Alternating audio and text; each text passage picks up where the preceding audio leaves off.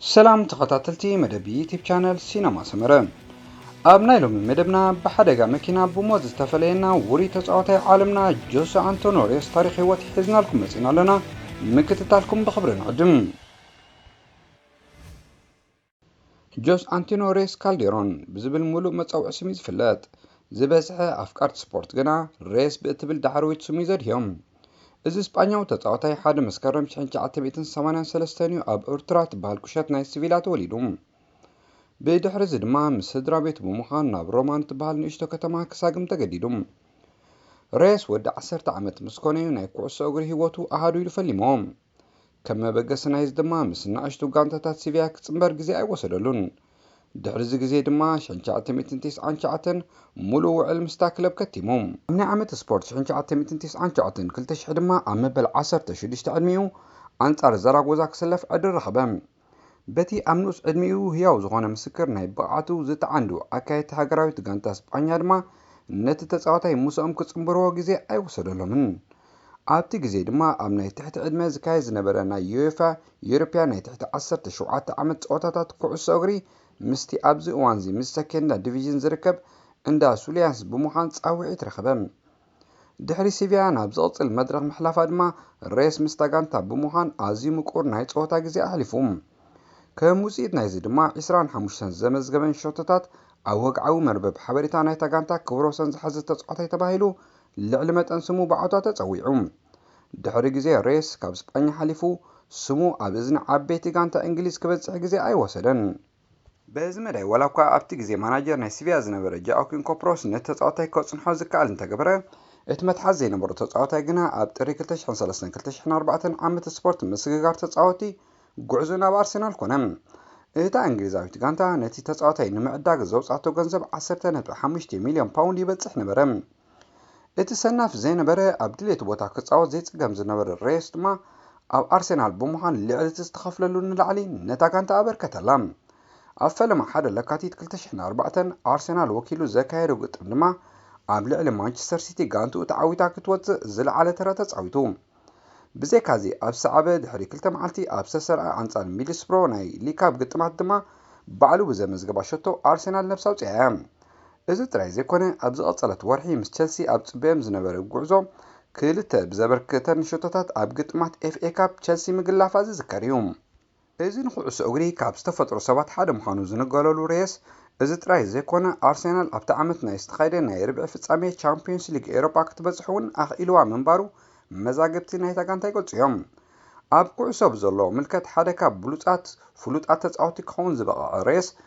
ኣብ 2004 ግጥማት ፕሪምየር ሊግ ዓዲ እንግሊዝ ኣመዝጊቦ ዝነበረ ብዙሕ ሸቶታት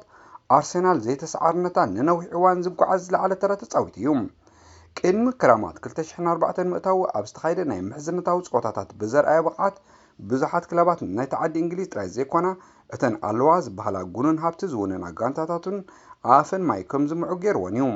ኣብ ምጅማር 2004-2005 ብዙሓት ጋንታታት ነተጻዋታይ እንግሊዛዊት ጋንታ ኣርሰናል ብዝሓተተን መጠን ገንዘብ ክገዝኦ ከም ዝደልያ ብብዝሒ ናብ ልዳታ ጋንታ ከይደን እንተኳሓኳ ሓሳብ ልበን ግን ክሰምረለን ኣይከኣለን እቲ ሸቶ ምምዝጋብን ዓወት ምምዝጋብን ልማዱ ዝነበረ ስጳኛዊ ተጻዋታይ እምበር ኣብ 6 ነፍሲ ወከፍ ቀዳሞት ግጥማት ሸቶታት ብምምዝጋብ ደሚቑ ተራእየ ከም መርኣየ ናይዚ ድማ ናይ መወዳእታ ወርሒ 2014 ዝበለጸ ተጻዋታይ ተባሂሉ ተረቑሐ ኣብ ዝቐጸለት ሰሙን ኣርሰናል ናብ ኦልድ ትራፎርድ ተጓዒዛ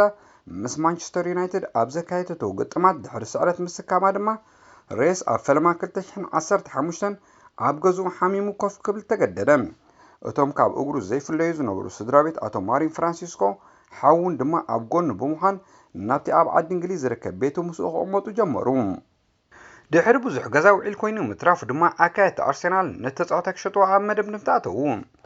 ነዚ ሰምዐ ኣብቲ ግዜ ምክትል ዳይሬክተር ናይ ሪያል ማድሪድ ዝነበረ ኤሚልዮ ቦርትራጎኖ ድማ ምስ ወኪል ናይ ተጻዋታይ ብምምያጥ ሬስ ካብቲ ዘለዎ ዓዛቕቲ ክወፅእ እንተኮይኑ ብዝተኻለ መጠን ናብ ሃገሩ ዝምለሰሉ ባይታ ክፈጥር ዝብል ዛዕባ ድሕሪ ምልዓል ነቲ ተጻዋታይ ተወከስዎ ሬስ ድማ ብዘይወዓል ሕደር ነቲ ግብረ መልሲ ብምቕባል ካብ ኣርሰናል ክወፅእ ከም ዝደሊ እቲ ምኽንያቱ ኣብታ ጋንታ ባህ ዘየብሉ ሰባት ከም ዘለውን ገሊጹሎም እዩ ይኹን እምበር ዝነበረ ኩነታት ጥዕንኡ ስለ ዝተመሓየሸ እዚ ተጻዋታይ ን6 ዓመታት ኣብ ሜዳ ኤማራይትስ ዘጽንሖ ውዕል ከተመ 21 ግንቦት ናይ 2005 ዓመተ ምህረት ኣብቲ ከንጸባረቐሉ ተስፋ ካብ ብዙሓት ዝተገብረሉ ናይ ፍጻሜ ኤፍኤ ካብ ቅድሚ ተወሳኺ ግዜ ናይ ጸወታ ምርኣዩ ኣብ ልዕሊ ተጻዋታይ ማንቸስተር ዩናይትድ ብዝፈጸሞ ካብ ጸወታ ወጻኢ በደል ግዳይ ክልተ ብጫ ካርድ ማለት ቀይሕ ኮይኑ እዩ። እዚ ፍጻሜ ድማ ንሬስ ኣብ ታሪኽ ግጥማት ኩዕሶ እግሪ ኤፍኤ ካብ ድሕሪ ኬቪን ሞራን ከም ዝስራዕ ገይርዎ እዩ። ብዝያዳ ሬስ ኣብ ዓመት ስፖርት 2005-2006 ግጥማት ኩዕሶ እግሪ ቻምፒየንስ ሊግ ኤሮጳ ምስ ዘጋነርስ ብምዃን ኣንጻር ሪያል ማድሪድ፣ ጁቬንቱስ፣ ቪላሪያል ብምዃን ልዕሊ ምስ ካልኦት ጋንታታት ኮይኑ ዝተሰለፈሉ ጸወታታት ደሚቑ ተራእየ።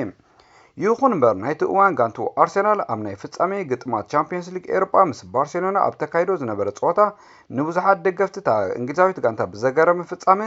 ኣብ ወንበር ተቐየርቲ ተጻወቲ ተቐሚጡ ተራእየ። ከም መሰረት እቲ ተጻዋታይ ብዘይ ምንባሩ ድማ ኣርሴናል ብባርሴሎና 2-1 ተረትዐት። ኣብ ዝቐጸለ ናይ 2006 ዓመተ ምህረት መጻረዪ ግጥማት ኩዕሶ እግሪ ቻምፒየንስ ሊግ ኤሮጳ ኣርሴናል ምስ ኤንኬ ዳይናሞ ዛግረብ ኣብ ጽብያ ዝነበረ ጸወታ ከም ዘይስለፍ ዝሓንገደ ሬስ ድማ ምስቲ ታሪኻዊ ኣሰልጣኒ ናይታ ጋንታ ዝነበረ እሞ ኣብዚ ዝሓለፈ ዓመት ግና ካብታ ጋንታ ዝተኣለየ ኣሰልጣኒ ኣርሰን ወንገር ክሳማዕ ብዘይምኽኣሉ ግዜ ከይበልዐ ምስ ሪያል ማድሪድ ተጸንበረ። ኣብ ክራማት ናይ 2006 ድማ ኣብቲ እዋን ምስ ሪያል ማድሪድ ምስ ዝነበረ ወዲ ሃገሩ ሲሰ ፋብሪጋስ ክጻወት ዕድል ረኸበ። እቲ ካብ ኣርሴናል ክወፅእ እንከሎ ኣብታ ጋንታ ሕጉስ ከም ዘይነበረ ብቐጻሊ ኣብ መርበብ ሓበሬትኡ ዝጠቅስ ዝነበረ ተጻዋታይ 17 መስከረም 2006 ንሪያል ማድሪድ ወኪሉ ኣንጻር ሪያል ሶሲዳድ ኣብ ዘካየደ ጸወታ ብመንገዲ ቅላዕ መቕጻዕቲ ኣቢሉ ፋልሜት ሸቱ ጸንበለ። ማድሪድ ድማ ኣብ ሜዳ 2-0 ተዓዊታ። ኣብቲ እዋን ካብ ቀወምቲ ተሰለፍቲ ናይታ ጋንታ ዝነበረ ዴቪድ ቤክሃም ወኪሉ ብምጽዋት ሪያል ማድሪድ ካብ ድሕሪት ተበጊሳ ኣብ ልዕሊ ማላሮካ ዓወት ብምምዝጋብ ንጽዋዕ ላሊጋ ከተልዕል ዝለዓለ እጃም ነበሮ። ካብ ግዜ ናብ ግዜ ተፈታውነቱ ሰማይ ዝዓረገ ዝተጻዋታይ ኣብ 8 ሐምለ ናይ 2007 ሪያል ማድሪድ ንኣሰልጣኒ ጌታፌ ዝነበረ በርንቻስተር ኣብ ዝቖጸረትሉ እውን በቲ ኣሰልጣኒ ኣብታ ጋንታ ኣድማዕነቱ ኣዝዩ ዓቢ ምዃኑ ተሓቢርዎ እዩ። በዚ መሰረት ድማ ክሳብ ካብ ሪያል ማድሪድ ዝፋኑ ኣትሒዙ ኣብታ ጋንታ ጽቡቕ ከም ዝነበረ ናይ ቀረባ ኣቑሑቱ ይገልጹ። በቲ ዘመዝግቦ ዝነበረ ውጽኢታት ዓይኖም ዝመልኣሎም ኣካያቲ ስቪያ ድማ ነቲ ተጻዋታይ ድሕሪ ብዙሕ ውረድ ደይብን ዝነበሮ ዝርርብ ብ12 ሚልዮን ፓውንድ ናብ ሜዳ ሜትሮፖሊታኖ ተሰጋገረ። ምስታ ጋንታ ድማ ን4 ዓመታት ዘጽንሖ ውዕል ከተመ። ኣብ ግጥማት ኣምስተርዳም ቱርናመንት ምስ ኣትሌቲኮ ማድሪድ ኮይኑ ኣብ ዝገበሮ ግጥማት ድማ ንላዚዮ 3-1 ብምርታዕ ተቖሊዑ እዩ። ብተመሳሳሊ ኣብ 2004 ናይ ቱርናመንት ኤምቪፒ ምስ ኣርሴናል ዝነበረሉ እውን ብኩርዓት ተጸዊዑ እዩ። ሬስ ድሕሪ ብርክት ዝበለ ዓወታት ናይ ጸወታ ግዜ ምስ ኣትሌቲኮ ማድሪድ ምሕላፉ ድማ ኣብ መፋርቕ ናይ 2008 ብልቓሕ መሰረት ናብ ቤነፊካ ተሰጋጊሩ። ቤነፊካ ነዚ ተጻዋታይ ንሓደ ዓመት መመላእታ ምስኣ ከም ዝጻወት ድሕሪ ምሕባር ድማ ነታ ጋንታ ጽዋዕ ከግዝማን ነቲ ብዘይ ማእዝን ዝጓዓዝ ዝነበረ መስመር መጥቃዕቲ ድማ ናብ ንቡር ክምለስ ምግባሩ ናይ ቅድም ደቂ ጋንትኡ ይጸዊሉ።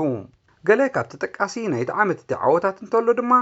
27 መስከረም ዝካየድ ዝነበረ ግጥማት ዩኤፋ ካፕ ብመልክዕ ዓይነት ፍሉይ ቅዲ ጸወታ ምስ ፓውሎ ኔይማር ተረኺቡ ኣብ ሰክዔት ፖርቱጋላዊት ስፖርቲንግ ክለብ ዘመዝገበን ሸቶን ከምኡ ድማ ኣብ ተመሳሳሊ ቀዳማይ ዙርያ ጸወታታት ዩኤፋ ካፕ ንናፖሊ 2-0 ጋንትኡ ዝረትዓት ልህሞት ዘመዝገበን ሸቶታት እተን ብቐረባ ዝዝከራየን። ዳግማይ ናብ ኣትሌቲኮ ብምምላስ ድማ ምስታ ጋንታ ኣዝዩ ተናፋቒ ናይ ጸወታ ግዜ ብምሕላፍ ነታ ጋንታ ስማ ከዕብልል ኣኽኢልዎ እዩ። ሬስ ኣብ ኣትሌቲኮ ዝነበረሉ ነዊሕ ዓመታት ዝበለጸ ተጻዋታይ ንዝብል ሽልማት ክርቋሕ እንከሎ ኣብታ ጋንታ ድማ ብኽብሪ ተጸዊዑ እዩ። ኣብ ዓመት ስፖርት 2011-2012 ድማ ሓላፍነት ናይታ ጋንታ ብምስካም ባዕሉ ኣለይ መለይ ይብላ ነበረ። ይኹን እምበር ኣትሌቲኮ ማድሪድ ድሕሪ ንዝነበረ ኣሰልጣኒኣ ብጎሪጎርዮ ማንዛኑ ምትካኣ ኣብታ ጋንታ ህይወት ክምችኦ ኣይከኣለን።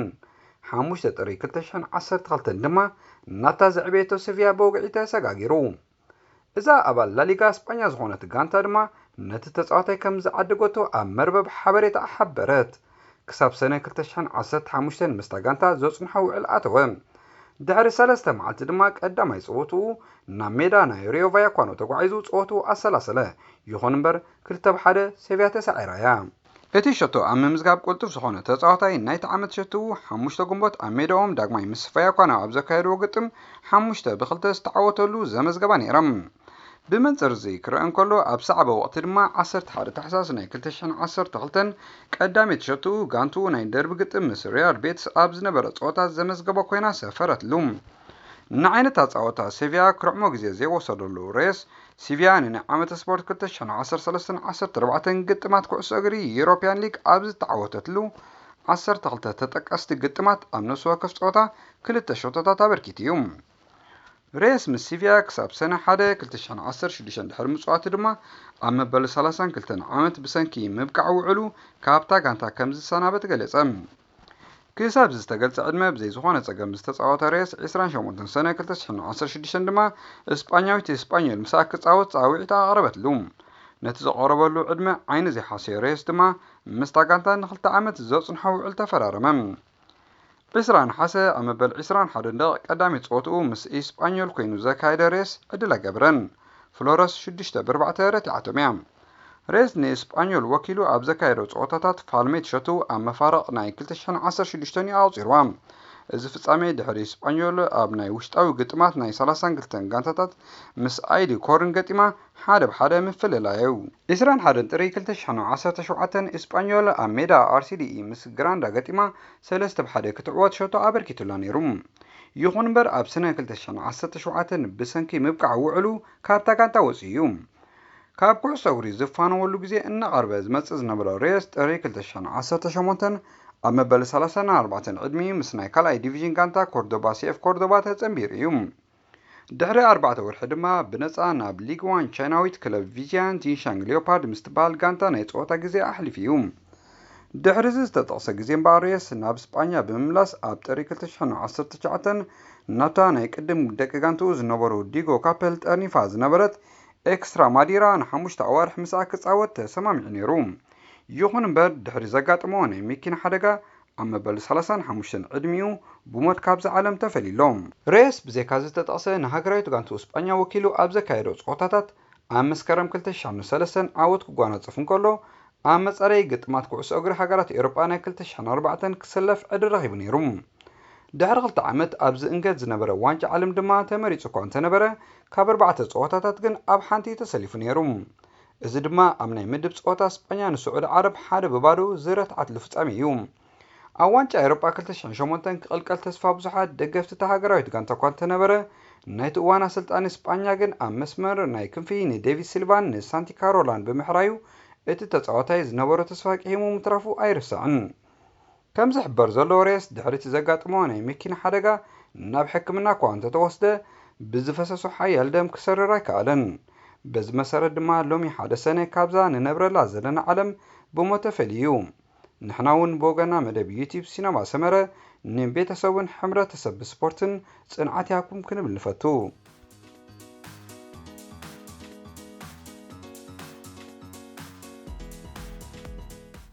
زي خبركم تخططلتي مدب يوتيوب channel سينما سمرة نايلوم مدبنا بزودينا لنا صباح بخال مدب يرخبنا سسنايو